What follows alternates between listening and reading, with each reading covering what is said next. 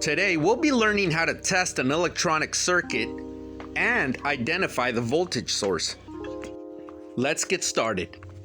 Turn your multimeter to the volt setting. Then press the special function for direct current, DC. On the bottom right-hand corner, you're going to see the ground strap connected to the chassis.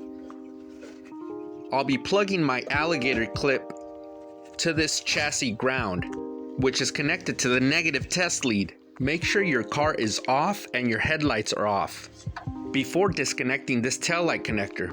Now that your taillight connector is disconnected, we'll test the circuit. At this point, I've turned on my car and my headlights so I don't drain my battery. Now that the headlights are on, one of these connector pins should have 12 volts running through it.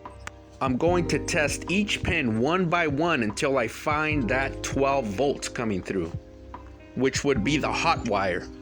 It's this pin right here. The multimeter is reading 14.3 volts. Now we can identify the hot wire.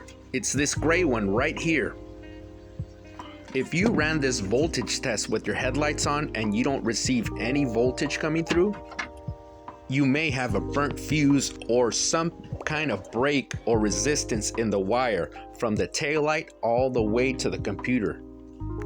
And you'll need to test that portion of the circuit. If you found this content helpful, drop your comment below, like, and subscribe. There's more on the way.